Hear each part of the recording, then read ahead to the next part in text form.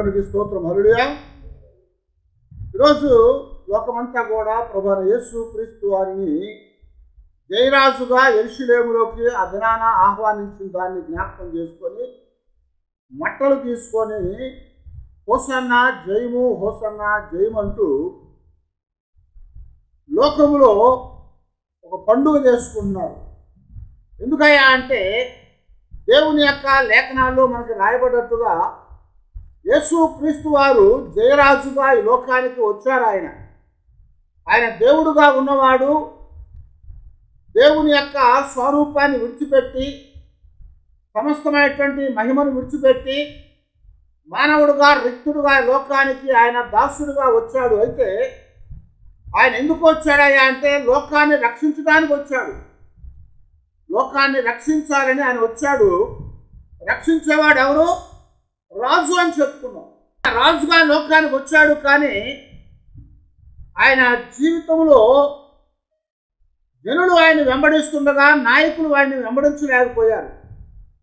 అయితే ఒకసారి మనం జాగ్రత్తగా చూస్తూ ఉన్నప్పుడు యోహాను సువార్తలో 12వ అధ్యాయంలో లాజరు చనిపోయిన తర్వాత లాజరును యేసు ప్రభువు వారు బ్రతికించిన తర్వాత ఆ 12వ అధ్యాయంలో లాజరు మృతుల్లో ఉండి లేచినటువంటి వాడు యేసు ప్రభువుతో అలాగే అక్కడ అనేక మందితో భోజనానికి కూర్చోనున్నప్పుడు అనేకులు వచ్చి ఆయనను చూసి లాజరును చూసి దేవుని మహిమపరిచారట. ఎందుకనంటే చనిపోయినటువంటి లాజరు 4 దినాల తర్వాత మరలా లేపబడ్డాడు. కనుక అది చూసినటువంటి జనులు దేవుణ్ణి మహింపరిచారు, దేవుణ్ణి గణపరిచారు. అది జరిగిన తరువాత ఏమైందంటే 12వ వచనం నుంచి మనం గమనిస్తూ ఉంటే యోహాను సువార్తలో 12వ అధ్యాయం 12వ వచనం నుంచి మరునాడు ఆ పండుగకు వచ్చిన బహుజన సమూహము యేసు యెరూషలేమునకు వచ్చుచున్నాడని విని ఖర్జూరపు మట్టలు పట్టుకొని ఆయనను ఎదుర్కొనబోయి జయము ప్రభువు పేరట వచ్చుచున్న ఇశ్రాయేలు రాజు స్తుతింపబడును గాక అని కేకలు వేసిరి. సియోను కుమారి భయపడకుము, ఇదిగో నీ రాజు గాడిద పిల్ల మీద ఆసీనుడై వచ్చుచున్నాడు అని రాయబడిన ప్రకారము యేసు ఒక చిన్న గాడిదను కనుగొని దాని మీద కూర్చుండెను. హల్లెలూయా. ఇక్కడ యేసు ప్రభువారు బేతనియాలో మరియా మార్తలు లాజరు యొక్క ఇంటికి వెళ్ళాడు. అక్కడ రాత్రి కూటం జరిగింది. అందరూ కలిసి విందు చేశారు. అది అయిపోయిన తర్వాత మరునాడు పండుగకు బహుజన సమూహాలు యెరూషలేములోకి వచ్చారట. ఎందుకు వచ్చారు? యేసు ప్రభువారు ఇప్పుడు ఎందుకు వచ్చారు యెరూషలేముకి? పస్కా పండుగలో పాల్గొనడానికి వచ్చాడు. పస్కా భోజనాన్ని ఆచరించడానికి వచ్చాడు ఆయన. అయితే ఇది కొంచెం ముందుగా జరిగినటువంటి సంఘటన. ఈ సంఘటనలో మనం జాగ్రత్తగా చూస్తూ ఉన్నప్పుడు మరునాడు పండుగకు వచ్చినటువంటి బహుజన సమూహాలు యేసు ప్రభువారు యెరూషలేము వచ్చాడని ఎరిగారు. ఇంకా పండుగ ఎన్ని రోజులు ఉంది? ఇంకా పండుగ 5 రోజులు ఉందంటే 6 రోజులు ఉంది. ఈ రోజుతో ప్రభువారు బేతనీలో ఉన్న రోజుతో 6 రోజులు ఉంది ఇంకా పండుగ. అయితే ఆ పండుగకి ముందుగానే వచ్చారు. ఎందుకంటే ఆ రోజుల్లో ఈ రోజుల్లో ఉన్నట్టుగా ఆ యొక్క ప్రయాణపు సౌకర్యాలు లేవు కదా. కానీ ఆ రోజుల్లో నడిచి వెళ్ళాలి, గాడిదల మీద వెళ్ళాలి. కనుక వారందరూ కూడా ఆ గాడిదల మీద నడిచి వచ్చేటువంటి వారు దూర ప్రాంతాల నుంచి యెరూషలేము పోగయ్యారు. వారు వెళ్ళటానికి చాలా దినాలు పడుతుంది. చుట్టుపక్కల అనేకమైనటువంటి దేశాల్లో వారు విస్తరించి ఉన్నారు. వారందరూ కూడా ఇప్పుడు యెరూషలేము రావాలి. ఎందుకని? దేవుడు వాళ్ళకి ఆజ్ఞాపించాడు కదా. నేను చెప్పినట్లుగా 3 పండుగలకి ఇశ్రాయేలు పురుషులందరూ కూడా తప్పనిసరిగా యెరూషలేము వెళ్ళాలి. యెరూషలేము వెళ్ళి ఆ పండుగల్లో వారు ఆచరించాలి. వాటిల్లో ముఖ్యమైనది పస్కా పండుగ. ఆ పండుగకి అనేక మంది వచ్చారు. ఆ పండుగకు వచ్చిన వారు ఈయన బేతనియాలో ఉన్నాడని అక్కడి నుంచి వచ్చాడని ఎరిగిన వారై మరునాడు ఆయన యెరూషలేముకు వస్తున్నాడట. యెరూషలేముకు వస్తున్నాడు. యెరూషలేము వస్తున్నప్పుడు ఏమైంది, వారందరూ కూడా ఎరిగిన వారై ఖర్జూరపు మట్టలు పట్టుకొని ఆయనకు ఎదుర్కొనబోయారు అని రాస్తున్నాడు. హల్లెలూయా. ఆయన ఎదుర్కోవడానికి వెళ్ళారు. ఎవరిని ఎదుర్కొంటామండి? ఎవరిని ఎదుర్కొంటాము? మనకంటే గొప్పవాడు మనకు వచ్చినప్పుడు కదా, మనకంటే గొప్పవాడు వచ్చినప్పుడు, లేకపోతే మనం ఎక్కువగా ప్రేమించేవాడు వచ్చినప్పుడు, మన యొక్క ఇంటికి వాళ్ళు వస్తున్నప్పుడు మనం ఏం చేస్తాము? ఎదురెళ్ళి ఎదుర్కొంటూ ఉంటాము. ఇక్కడ యేసు ప్రభువారు ఆ పట్టణంలోనికి వచ్చాడు. యెరూషలేములోనికి వస్తున్నప్పుడు ఆ జనులందరూ కూడా ఏం చేస్తారంట? ఖర్జూరపు మట్టలు తీసుకొని ఆయన ఎదుర్కోవడానికి వెళ్ళారు. ఎందుకు వెళ్ళారయ్యా అంటే అక్కడ ఖర్జూరపు మట్టలు, ఖర్జూరపు చెట్లు చాలా విస్తారంగా ఉంటాయి. అందుకనే రోమీలట మరి ఫొనీసియా అంటారంట ఆ పాలస్తీనా, ఎందుకంటే ఖర్జూరపు చెట్ల ప్రాంతం అని. ఇక్కడ యేసు ప్రభువారు ఆ పట్టణంలో వస్తున్నప్పుడు ఆయన ఎందుకు వస్తున్నాడు? ఆ దినాన సబ్బాతులో పాల్గొనడానికి వస్తున్నాడు, పస్కాలో పాల్గొనడానికి వస్తున్నాడు. అప్పుడు ఆయన వస్తున్నప్పుడు ఆయన ఎదుర్కోవడానికి ఖర్జూరం మట్టలు తీసుకొని ఆయనకు ఎదురు వచ్చి జయము ప్రభుపేట వచ్చుచున్న ఇశ్రాయేలు రాజు స్తుతించబడును గాక అని కేకలు వేస్తూ ఉన్నారట. హల్లెలూయా.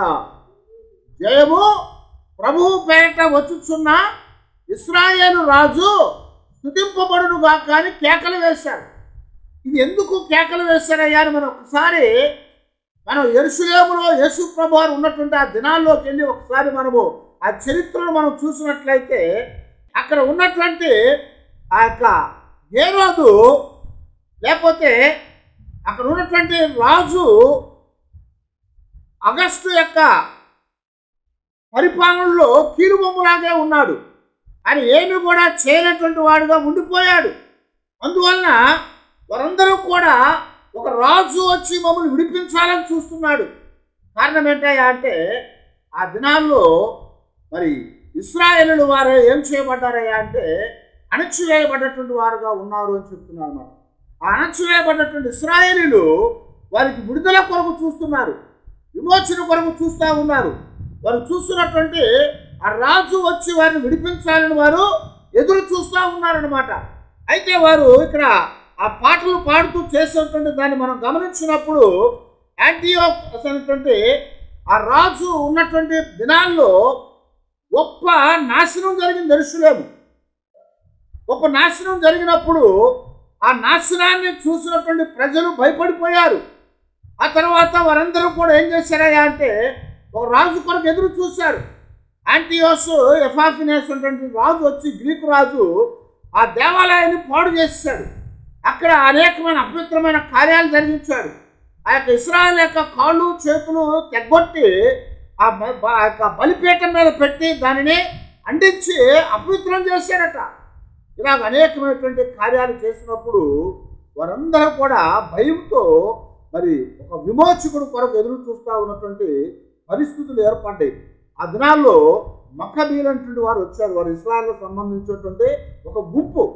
వారు వచ్చి ఏం చేస్తారంటే యుద్ధం చేసి ఈ యొక్క మరి యాంటియోస్ అనేటువంటి అతనిని ఎదిరించి ఓడించారు.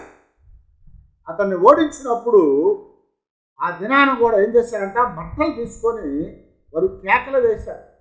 రాజుగా వచ్చేవాడు మరి యెరూషలేములోకి మమ్మల్ని విడిపించడానికి రావాలని వారు కేకలు వేశారు ఆ దినమందు. ఎందుకంటే మక్కాబీయుల రాజు వచ్చేసి ఆ యొక్క గ్రీకు రాజు అయినటువంటి, రోమా రాజు అయినటువంటి యాంటియోస్ అనేటువంటి వాడిని ఎదిరించారు అన్నమాట.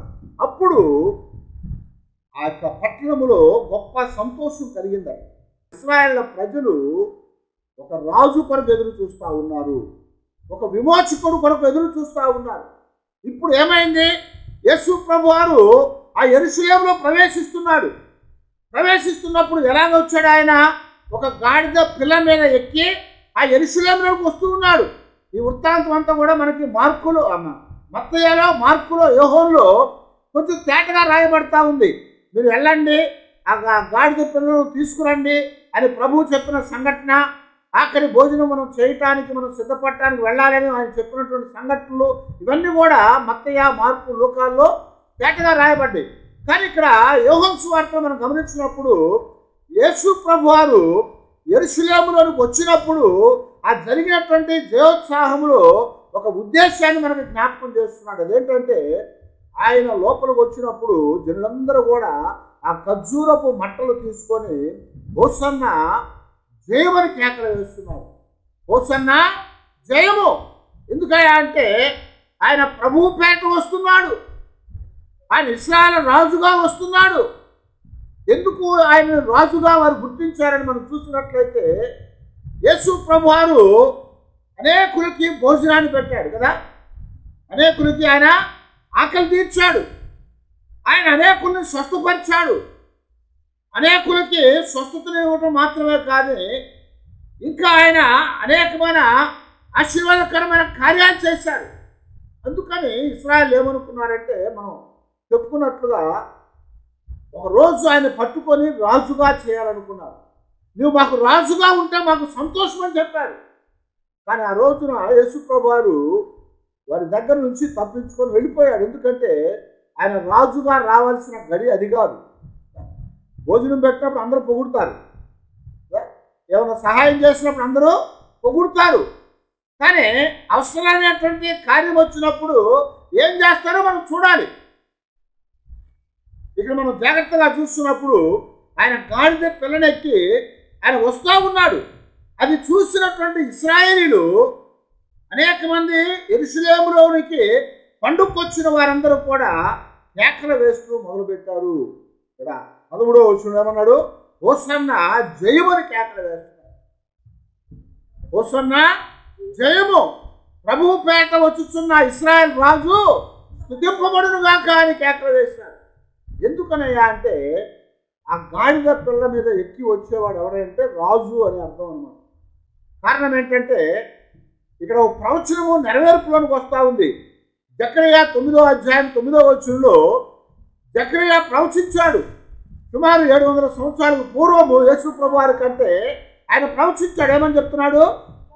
సియోను నివాసులారా బహుగా సంతోషించుడి, యెరూషలేము నివాసులారా ఉల్లాసముగా ఉండుడి. మీ రాజు నీతిపరుడును రక్షణ గలవాడునై దీనుడునై గాడిద పిల్లను ఎక్కి నీ యొద్దకు వచ్చుచున్నాడు. ఏమన్నాడు? గాడిద పిల్లను ఎక్కి నీ యొద్దకు వస్తున్నాడని రాస్తున్నాడు. రాజులు అనేవారు ఇలాగ ఊరేగించబడతారు. గాడిదను ఎక్కి ఖర్జూరపు మట్టలు తీసుకొని వారిని ఊరేగిస్తారు. మనం రాజుల గ్రంథాలు మీరు తర్వాత చదువుకోండి. అక్కడ దావీదు తన కుమారుడైన సొలొమోనుని రాజుగా చేయాలని చూస్తున్నప్పుడు దానికంటే ముందు దావీదు యొక్క కుమారుల్లో ఒకడేం చేశాడంటే వాడు గాడిదనెక్కి కొంతమంది జనాన్ని ఎమ్మటేసుకొని వాడు కేకలేయించుకుంటూ వెళ్ళాడు. అది చూసినటువంటి దావీదు యొక్క భార్య ఎవరు? బత్షెబా ఏం చేసిందంటే నువ్వు నా కుమారుడికి రాజ్యాన్ని ఇస్తానని ప్రమాణం చేశావు, కాబట్టి ఇప్పుడు నువ్వు ముసలివాడు అయ్యి మంచంలో ఉన్నావు కనుక ఇప్పుడేమైంది? నా కుమారుడికి రాజ్యం రాకుండా మరొకడు రాజుగా ప్రకటించుకుంటున్నాడని చెప్పాడు. ఆమోను అనేటువంటి వాడు రాజుగా ప్రకటించుకున్నాడు. అప్పుడు రాజు ఏం చేశారంటే తన సేవకుల్ని పిలిచి నా గాడిదను తీసుకెళ్ళి మీరు నా గాడిద మీద సొలొమోను ఎక్కించి అతన్ని ఊరేగించి అతనికి పట్టాభిషేకం చేయడానికి సిద్ధం చేయమని చెప్పాడు. అప్పుడు దావీదు యొక్క గాడిదను తీసుకొని వెళ్ళి ఆ సేవకులు సొలొమోను దాని మీద కూర్చోబెట్టి ఆ ఊరంతా కూడా ఊరేగించుకుంటూ వచ్చారు. ఇదిగో దేవుని యొక్క చొప్పున లేకపోతే రాజు యొక్క ప్రకటన చొప్పున ఇదిగో రాజుగా రాబోతున్నవాడు సొలొమోను అని చెప్పి ప్రకటన చేసి ఆ యాజకుడు అక్కడ ఉన్నటువంటి సేవకులు ఆ మట్టలు తీసుకొని ఆయనకి జయమని చెప్పుకుంటా తీసుకొని వచ్చి సొలొమోనుని రాజుగా చేశారు. అలాగే ఇంకా ఆ తర్వాత చూస్తూ ఉంటే సొలొమోను తర్వాత యెహూ అనేవాడు ఒకడు ఉన్నాడు. వాడు కూడా ఏం చేశాడు? గాడిద మీద ఎక్కి వాడు తన జనాంగాన్ని వేసుకొని యెహూ రాజయ్యాడని కేకలు వేయించుకుంటా వెళ్తా ఉంటే జనులు మట్టలు తీసుకొని ఆయన ఎదుట వెళ్ళి రాజుకు జయమని చెప్తా వచ్చారు. ఆ మట్టలన్నీ కూడా ఆయన ముందర పరిచారు. కారణం ఏంటంటే రాజుగా వచ్చేవాడు గాడిద మీద వస్తాడు. ఆ రాజు ఎవడు? సాత్వికమైన వాడు. వాస్తవానికి బైబిల్ గ్రంథంలో గుర్రాలు అనేవి ఉన్నాయి. ఆ గుర్రాలని రాజులు వాడారు కదా. సొలొమోను దగ్గర నుంచి గుర్రాలు అధికంగా వాడబడ్డాయి. సొలొమోనుకి ఐగుప్తులో తెచ్చిన బలమైనటువంటి గుర్రాలు ఉన్నాయట. గుర్రం అనేది దేనికి గుర్తుగా ఉంది? బలానికి, పౌరుషానికి, యుద్ధానికి గుర్తు. గాడిదలు వేసుకుని ఎవరైనా యుద్ధం చేస్తాడా? గాడిదలు వేసుకొని పోయి యుద్ధం చేయాలంటే ఓడిపోతారు. గుర్రాలు వేసుకొని పోతే వడిగా వెళ్తారు, బలంగా ఉంటాయి అవి. దాని మీద వెళ్తా వెళ్తా కూడా శత్రువులను సంహరించుకుంటా వెళ్తారు. కానీ ఇక్కడ దేవుడు ప్రవచన ప్రకారముగా నీ రాజు గాడిద పిల్లనెక్కి సాత్వికుడే రాబోతున్నాడని చెప్తున్నాడు. ఈ రాజు ఎలా వస్తున్నాడు? ఇప్పుడు సాత్వికుడుగా వస్తున్నాడు. ఇప్పటిదాకా ఇశ్రాయేలు ఎలాంటి రాజులను చూశారు? కోపంగా వచ్చిన రాజులను చూశారు, రౌద్రంతో వచ్చిన రాజులను చూశారు, నాశనాన్ని తీసుకొచ్చిన రాజులను చూశారు, మరి ఆ కత్తి దూసి సంహరించినటువంటి రాజులను చూశారు వారందరూ. అయితే ఇప్పుడు రాజు ఎలాంటి వాడు రావాలయ్యా అంటే సాత్వికుడైన రాజు రావాలి. అది జకర్యా ప్రవచించాడు. ఇక్కడ రాజు కూడా ఇప్పుడు ఎవరు? యేసుక్రీస్తు వారు. ఆయన రాజుగా వస్తూ ఉన్నాడు. ఎలాగా? గాడిద పిల్లనెక్కి వస్తున్నాడు. భారావాహికమైనటువంటి గాడిద పిల్లనెక్కి వస్తున్నాడు. ఎందుకంటే ఆయన సాత్వికుడు. ఇక్కడ బైబిల్లో గాడిద అనేది సాత్వికాన్ని, మూర్ఖానికి సూచనగా చెప్పబడింది. కానీ యేసు ప్రభు వారు ఎక్కిన తర్వాత గాడిద అనేది ఒక సాత్వికంగా చేయబడింది. కారణం ఏంటంటే యేసు ప్రభు వారు దాన్ని అధిరోహించారు కనుక, యేసు ప్రభు వారు దాని మీద ఎక్కువ వచ్చాడు కనుక ఆ గాడిద ప్రభువుకి సూచనగా చేయబడతా వచ్చింది. ఎందుకంటే ఆ గాడిద అనేది అధికమైన బరువులు మోసుకెళ్ళేది కదా, అధికమైన బరువులు మోసుకెళ్ళేది. అయితే ఇక్కడ యేసు ప్రభు వారు కూడా ఇప్పుడు యెరూషలేముకి ఎందుకు వస్తున్నాడు? ఆయన రాజుగా వస్తున్నాడు. ఆ రాజుగా వచ్చి ఆయన వధించబోయేటంటే పస్కా గొర్రె పిల్లగా చేయబడబోతా ఉన్నాడు. లోక పాపాన్ని మోసుకొని పోయేటంటే దేవుని యొక్క గొర్రె పిల్ల అని చెప్తున్నాడు. ఆ గొర్రె పిల్లగా ఆయన లోపలికి వస్తున్నాడు కనుక ఆయనను రాజుగా గుర్తించిన వారే ఆయనకు హోసన్నా పలుకుతా ఉన్నాడు. ఆయనకు హోసన్నా పలుకుతున్నాడు. యేసు ప్రభు వారు కూడా చెప్పాడు. మత్తయి సువార్తలో మనకు రాయబడతా ఉంటుంది. 11వ అధ్యాయం అంటున్నాడు కదా, నేను సాత్వికుడను దీన మనస్సు గలవాడను కనుక మీరు నా యొద్దకు వచ్చి నేర్చుకోండి అని చెప్తున్నాడు ప్రభు. ఆయన సాత్వికుడు, దీన మనస్సు కలిగినటువంటి వాడు. ఆ దీన మనస్సు కలిగినటువంటి ఆ రాజు ఇప్పుడు భారావాహికమైనటువంటి గాడిద పిల్లనెక్కి యెరూషలేములోకి వస్తుండగా ప్రవచించబడ్డటువంటి ఆ యొక్క ప్రవచనం ఇక్కడ నెరవేర్పులోనికి వచ్చినట్టుగా మనకి జ్ఞాపకం చేయబడతా వచ్చింది. అందుకనే కీర్తనలో కూడా 118వ కీర్తనలో 25, 26 వచనాలు మనం గమనిస్తూ ఉన్నట్లయితే, యెహోవా దయచేసి నన్ను రక్షింపుము, యెహోవా దయచేసి అభివృద్ధి కలిగించుము, యెహోవా పేరిట వచ్చువాడు ఆశీర్వాదం పొందుతున్నాడు, యెహోవా మందిరములో నుండి మిమ్మును దీవించుచున్నాము, యెహోవాయే దేవుడు, ఆయన మనకు వెలుగును అనుగ్రహించుచున్నాడు. హల్లెలూయా. ఏమని చెప్తున్నాడండి? అదిగో యెహోవా మమ్మును రక్షించు అని కేకలేస్తా ఉన్నారు. యెహోవా మమ్మును రక్షించు అని కేకలేస్తున్నారు. వాస్తవానికి ఇక్కడ హోసన్నా అంటే అర్థం ఏంటి తెలుసా? హోసన్నా అంటే జయమని. ఆ జయమనే కాదు, హోసన్నా అంటే మమ్మను ఇప్పుడు రక్షించు అని, మమ్మను ఇప్పుడు రక్షించు అని. హోసన్నా అంటే రక్షించు, మమ్మల్ని రక్షించు అని కేకేస్తున్నారు. ఎవరు రక్షించేవాడు? ఎవరు? రాజు రక్షించాలి. రక్షించేవాడు రాజు. అందుకొరకే ఇక్కడ మరి ఇప్పుడు రక్షించు అని కేకలేస్తున్నటువంటి హోసన్నా అనే పదాన్ని వారు వాడారు. ఆ హెబ్రూలో రాయబడేటువంటి ఆ పదానికి అర్థం ఏంటంటే ఇప్పుడు రక్షించు అని అడుగుతున్నారు. ఇప్పుడు దాకా మేము ఎన్నో విధాలుగా హింసించబడ్డాము, బాధ పెట్టబడ్డాము, అణిచివేయబడ్డాము, కానీ ఇప్పుడు నువ్వు వచ్చి మమ్మల్ని రక్షించు, ఎందుకంటే ఇప్పుడు నువ్వు సాత్వికుడుగా వస్తూ ఉన్నావు, నువ్వు సాత్వికుడువు కనుక ఇప్పుడు వచ్చి మమ్మల్ని రక్షించు అని దేవుని యొక్క సన్నిధిలో వారు కేకలు వేస్తూ ఉన్నారు. ఆ యొక్క రక్షించేవాడు ఆయనే. అందుకని ఆయన చెప్పినట్లుగా యెరూషలేములో రాజుగా ఆయన ప్రవేశించాడు. యెరూషలేములో ఆయన విమోచకుడుగా ప్రవేశించాడు, ఆయన రక్షకుడుగా ప్రవేశించాడు. హోసన్నా అంటే ఇంకొక అర్థం ఏంటంటే మెస్సియా అని. మెస్సియా అంటే రక్షకుడు, అభిషక్తుడు, విమోచించేవాడు, అభిషక్తుడు. అభిషక్తుడే వచ్చి విమోచించాలి. ఇక్కడ యేసు క్రీస్తు వారు రక్షకుడుగా వచ్చి ఆయన విమోచించాలి. ఆయన కొరకు ఎదురు చూస్తూ ఉన్నారు, ఆయన కొరకు కనిపెడతా ఉన్నారు. అందుకొరకు ఇక్కడ సెలవిచ్చినట్లుగా సియోను కుమారి భయపడకుము, ఇదిగో నీ రాజు గాడిద పిల్ల మీద ఆశీనుడై వచ్చుచున్నాడు అని జ్ఞాపకం చేస్తున్నాడు. నీ రాజు గాడిద పిల్ల మీద ఎక్కి వస్తూ ఉన్నాడు. ఆయన మరి యెరూషలేములోకి వచ్చినప్పుడు ఆయన తూర్పు గుమ్మములో నుంచి వస్తాడు. ఆయన ఎటు నుంచి వచ్చాడు? ఆయన బేతనియాలో నుంచి వచ్చాడు.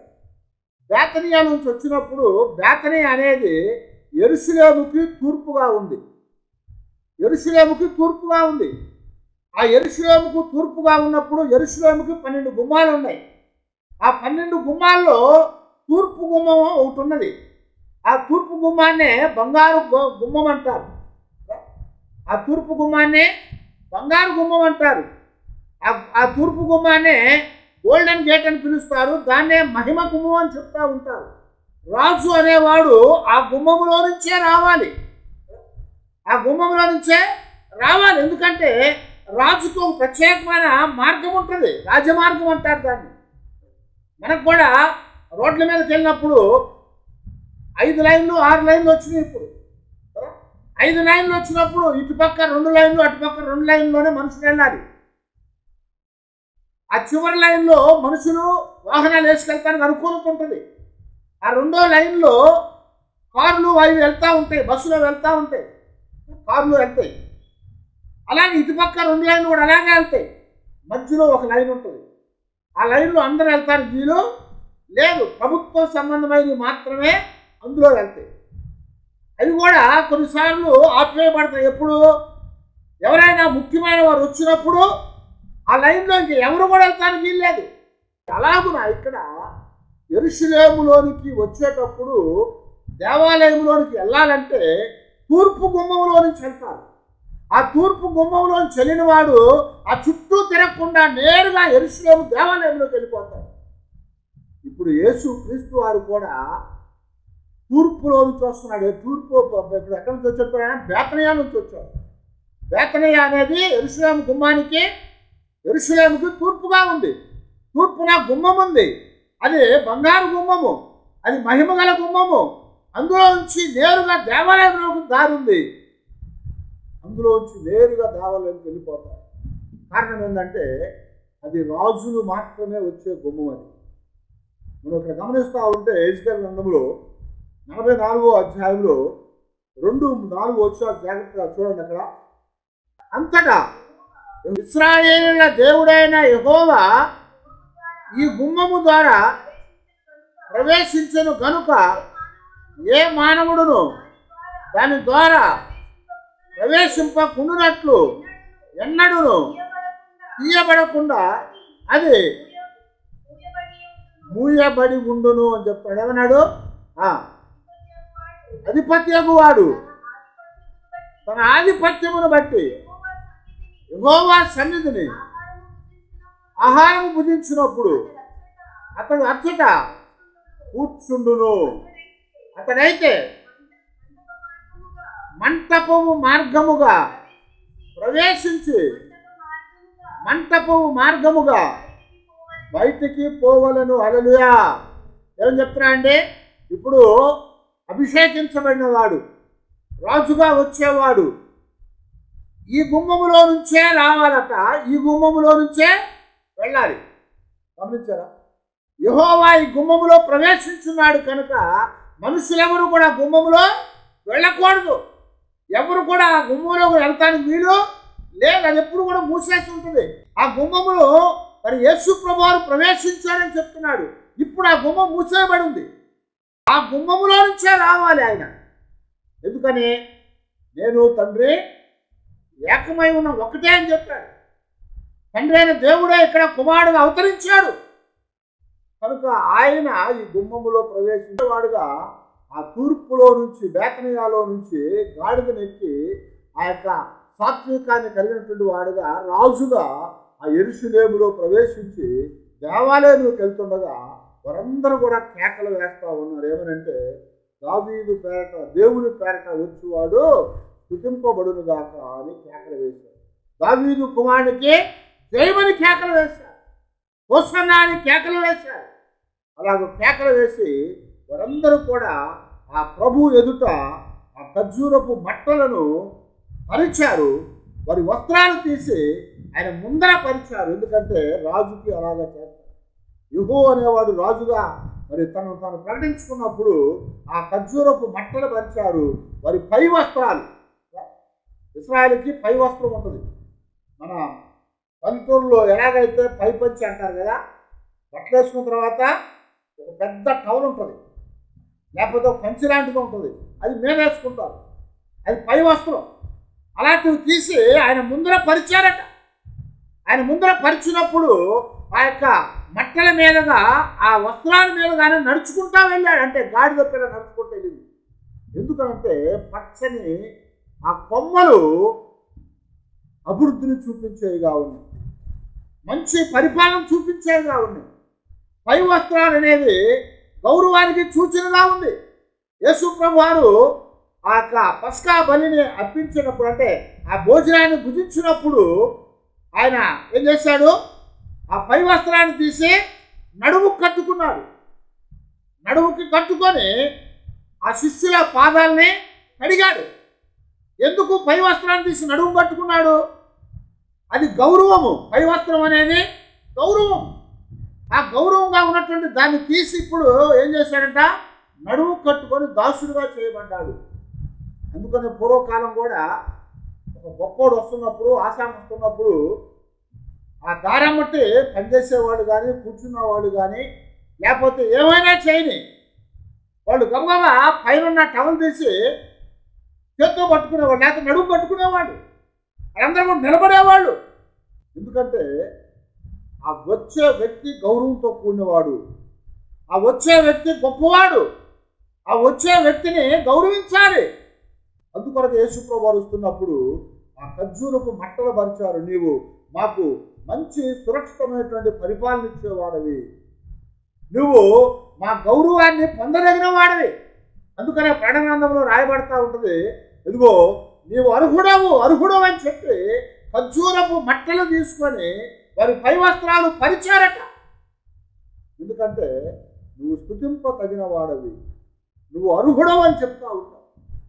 నువ్వు అర్హుడవు కనుక ఆయన అర్హుడుగా వచ్చాడు, ఆయన స్తుతింపదగిన వాడుగా వచ్చాడు, ఆయన మరి గౌరవింపదగిన వాడుగా ఆయన వచ్చాడు. ఇప్పుడు ఆయన యెరూషలేములో ప్రవేశించాడు కనుక ఆ ఖర్జూరపు మట్టలు తీసుకొని వారందరూ కూడా ప్రభువును స్తుతించి ఆయన్ని గణపరిచారు. అక్కడ ఆయన్ని గణపరిచినప్పుడు ఆయనను మోస్తున్నటువంటి గాడిద కూడా గణపరచబడింది. గాడిదని ఎవడన్నా బట్టలు దొక్కనిస్తారండి? ఒక రోజంట ఇది అయిపోయిన తర్వాత గాడిద పిల్ల వెళ్ళి ఇంకో గాడితో కలిసి మాట్లాడుకుంటూ వెళ్తూ ఉంటే ఆ ముందు చాకలోళ్ళు బట్టలు ఉతికి ఆరబెట్టారు. ఆ బట్టలు చూడగానే ఏమనిపించింది ఈ గాడిద పిల్లకి? నిన్నటిది గుర్తొచ్చి నిన్న నేను వెళ్తూ ఉంటే అందరూ కూడా బట్టలు పరిచారు, ఇవాళ నాకంటే ముందే పరిచారు అనుకొని గబగబా ఆ బట్టలని తొక్కుతాం ప్రారంభించింది. ఈ లోపల ఉతికి ఆరబెట్టుకున్న చాకలోడు చూశాడు పాపం. అరే బట్టలు ఉతికి ఆరబెడితే గాడిదని పాడు చేస్తా ఉందని ఆ కర్ర తీసుకొని వచ్చి దాన్ని నడ్డేర కొట్టాడు. ఎందుకో తెలుసా? ప్రభువు మోసినప్పుడే గౌరవం దానికి. ప్రభువు మన జీవితాల్లో ఉంటేనే గౌరవం మనకి. ప్రభువు లేకుండా మనము అలాంటి కార్యాలు చేసినప్పుడు మనకు చాలా ఇబ్బంది కలుగుతుంది. ఆ బయటికి వెళ్ళిన తర్వాత రెండో గాడి తానంటారే, చూసావా నీకేమైందో అందన్న. ఎందుకైంది అంటే ఆ గాడిద రెండో గాడి చెప్తుంది కదా, నిన్న నువ్వు వెళ్తా ఉంటే నీ మీద ఎవరు కూర్చున్నారు? ప్రభువు కూర్చున్నాడు. నిన్న నువ్వు ప్రభువును మోసుకుంటా వెళ్ళావు, ఆ మురికి బట్టలు కాదు. గమనించారా? మురికి బట్టలు మూటలు కాదు నువ్వు మోసింది. నిన్న నువ్వు మోసింది మొట్టమొదట మోసింది అది ఎవరిని? ప్రభువునే. ఆ ప్రభువును మోసినటువంటి నీవు గౌరవించబడ్డావు. ఈరోజు నీ మీద ఏమున్నాయి తెలుసా? మురికి బట్టల మూటలు ఉన్నాయి. ఆ మురికి బట్టల మూటలు మోసినప్పుడు ఏమవుతుంది? మురికిగానే ఉంటావు నువ్వు కదా. మురికి బట్టలు మోస్తే మురికి అవుతావు. అయితే ప్రభువును మోస్తే నువ్వు పవిత్రపరచబడతావు, నువ్వు గౌరవించబడతావు. అందుకొరకే ఆయన కట్టిన గాడిదను తీసుకొని వచ్చాడు. ఇప్పుడు ఆ గాడిద పిల్ల మీద ఎక్కాడు. ఆ గాడిద పిల్ల మీద నడుస్తూ ఉంటే బట్టలు పరిచారు. ఆ ప్రభువును మోసినంతసేపు దానికి ఎంతో గౌరవం ఇచ్చారు. అలాగే మనము కూడా మాట్లాడేవారు ఒక సంఘటన మనం జ్ఞాపకం చేసుకోవాలి. అదేంటంటే ప్రభువు మన జీవితాల్లో ఉన్నంతసేపు మనకి గౌరవంగా ఉంటుంది. ప్రభువును మోసేవారంగా ఉంటేనే మనం ఎంత పనికిమాలిన గాడిదలైనప్పటికీ కూడా గౌరవించబడే వారంగా ఉంటాం. తిట్టేటప్పుడు ఏమని తిడతారండి? ఎవరన్నా తిట్టే అరే పనికిమాలిన గాడిద అంటారు కదా.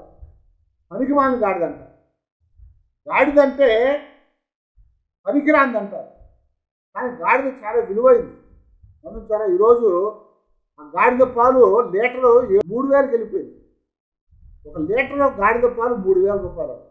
అయితే ఇక్కడ దేవుడి యొక్క సన్నిధిలో మనము గౌరవించబడాలంటే ప్రభువును మొయ్యాలి, ప్రభువును మనం ధరించుకోవాలి.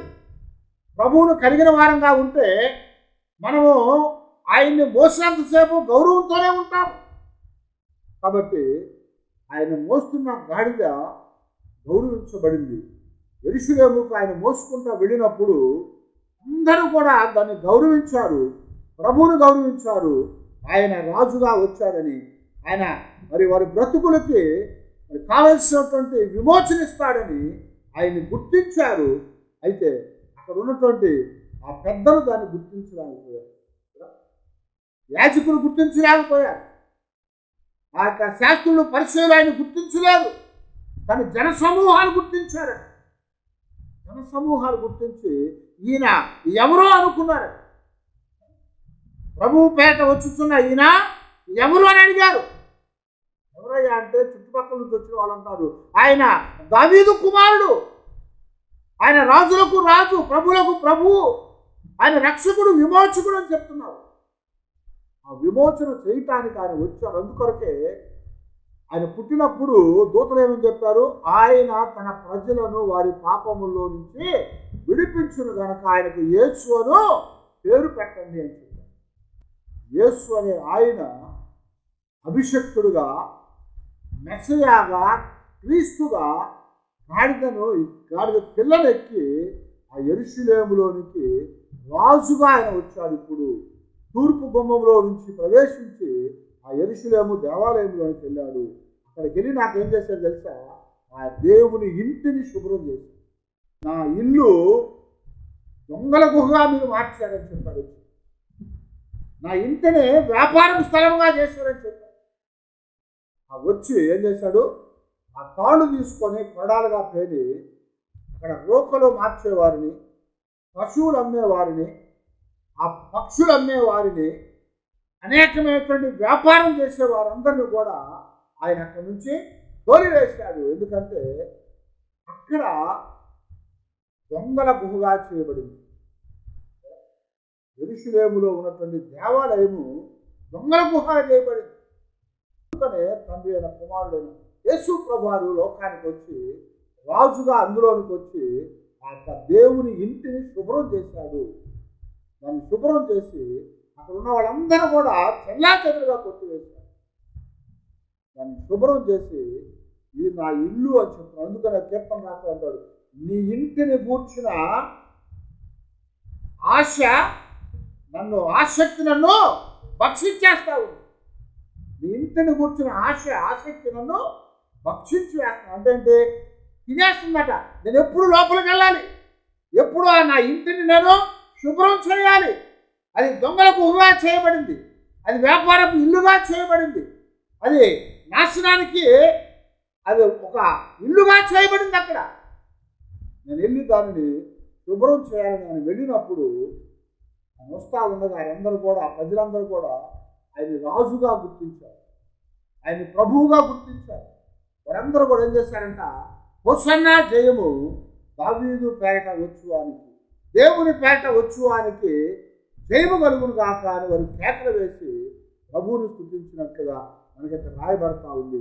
కనుక యేసుక్రీస్తు వారు రాజుగా ఆయన వచ్చాడు, ప్రభువుగా ఆయన వచ్చాడు, ఆయన సాత్వికుడుగా వచ్చాడు, ప్రవచనాలు నెరవేర్పుగా గాడిద పిల్లని ఎక్కి వచ్చాడు. ఆయన సమస్తమైనటువంటి వాటిలో నుంచి విడిపించడానికి దేవుడు ఇప్పుడు ఏం చేశాడు, ఆ యెరూషలేములో దేవాలయంలో ప్రవేశించి ఆయన మన జీవితాలకి విడుదల విమోచన కలిగించాడు. ఆ దినమందు ఇశ్రాయేలు కూడా ఆయనే మనకి గొప్ప రక్షణ ఇవ్వబోతున్నాడని ఎదిగారు. అయితే ప్రభు తెచ్చిన రక్షణ భౌతిక సంబంధమైనది కాదు. ప్రభు తెచ్చిన రక్షణ ఆత్మ సంబంధమైనది. ఆత్మ సంబంధమైన రక్షణ తీసుకొచ్చిన ప్రభువుని జనమందరూ గుర్తించారు, కానీ ఇశ్రాయేల్ పెద్దలు మాత్రం గుర్తించలేకపోయారు. కనుక ప్రియ దేవుని బిడ్డలారా, ఈరోజు మట్టల ఆదివారం యేసు ప్రభువారు యెరూషలేములో ప్రవేశించి ఆయన దేవోత్సాహంతో ఊరేగించబడ్డాడు. ఆయన ఇప్పుడు మట్టలతో ఊరేగించబడ్డాడు. అయితే తర్వాత మరి ఆయన దేవుని దూతల సమూహాలతో ఊరేగించబడ్డాడు. ఆ సమూహాలతో ఊరేగించబడినప్పుడు మనము కూడా ఆయనతో పాటు ఎదుర్కొని ఆయన యొక్క గుంపులో వెళ్ళే వారంగా మనం ఉండాలి. అలా ఉండటానికి ఈరోజు ఒక నమూనాని ప్రభు మనకు చూపించాడు. కనుక అలాగ మనం అందరం కూడా దేవుని పాదాల దగ్గర, ప్రభువా నువ్వు రాజుగా వచ్చావు, వారు గ్రహించలేకపోయారు. నువ్వు రక్షకుడుగా వచ్చావు, ఆ రక్షణను వారు అంగీకరించలేకపోయారు. నువ్వు విమోచకుడుగా వచ్చావు, ఆ విమోచన వారి జీవితాల్లో ఒప్పుకోలేకపోయారు. కానీ ఈరోజు నీ సన్నిధిలో మేమందరం కూడా నీవే రాజుగా, నీవే రక్షకుడుగా, నీవే విమోచకుడుగా, నీవే మా యొక్క ప్రాణదాతగా దేవాన్ని గ్రహించి నిన్ను స్తుతిస్తున్నాము. హోసన్నా అని మనము కూడా ఆ ప్రభువుని ఘనపరిచి ఆయనతో మనం ముందుకు సాగుదాం. అలాంటి కృపా దేవుడు మనకు అనుగ్రహించి నడిపించేటట్లుగా మనందరం కూడా దేవుని సన్నిధిలో ప్రార్థన చేసుకున్నాం. తాళ వంచి ప్రార్థన చేసుకున్నాం.